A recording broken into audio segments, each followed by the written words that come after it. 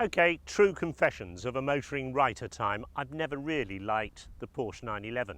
Now, before you reel back in amazement, let me put that in context. I drove my first Carrera RS lightweight in 1972, and I've driven most models since then, often at speed, often on racetracks. I haven't liked the cramped interiors, I didn't like the heating, I didn't like the way you couldn't see the speedometer through your hand on the steering wheel, funnily enough. I didn't like the howling rasp from behind your left ear, and I didn't like the fact that at night, heading for a strange roundabout, you got that sweaty palm feel that you were never quite sure whether the front wheels were going to lock up or the rear end was going to overtake you.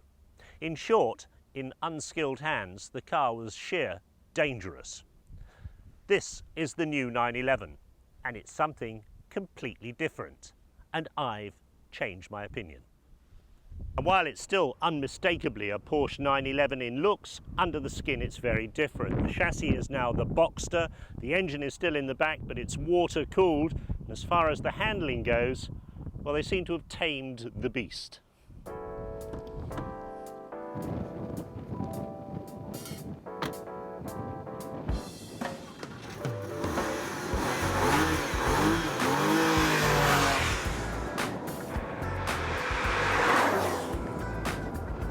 Now, I don't usually like bringing cars to test tracks to demonstrate their road handling. I think it's a totally false environment, and it gives you a wrong feeling about the car and tempts you to go a lot faster than you ever would on the public road. That said, if I'm going to demonstrate the changes in 911 handling, well, I prefer to be well off the public road.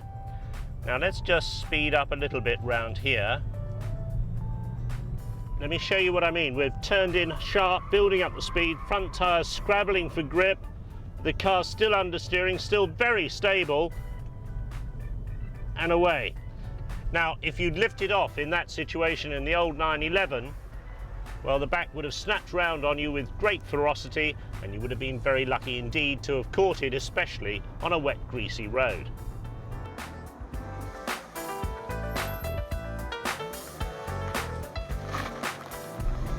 So, with the obligatory macho games on the racetrack out of the way, let's get down to the realities of life on the road with the new 911.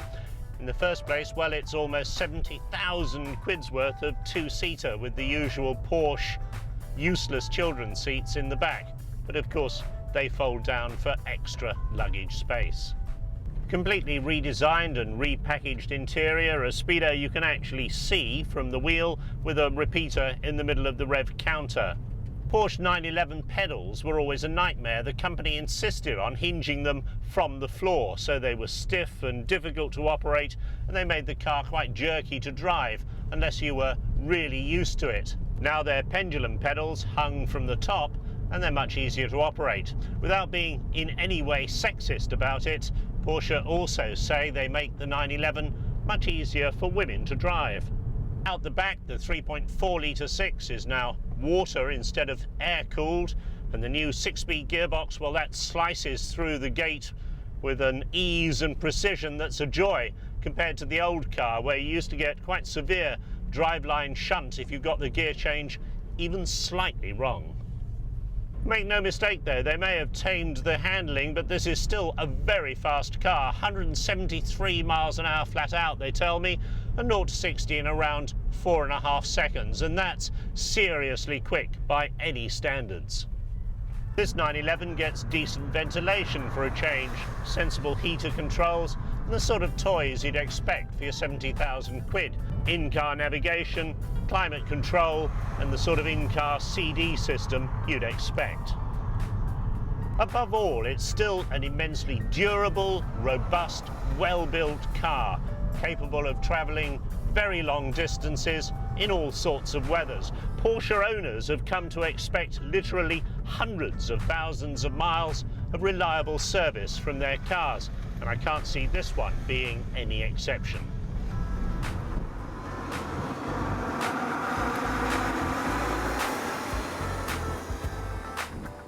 .911 owners always used to boast that their cars were true driver's machines. but I never used to believe them. I always thought there were only a handful of truly gifted drivers who could control a 911 at or near its limits of adhesion, especially on wet roads and especially if a sudden emergency arose. This new 911 is much safer and much easier to drive fast on the public road, and I think that's a very, very good idea.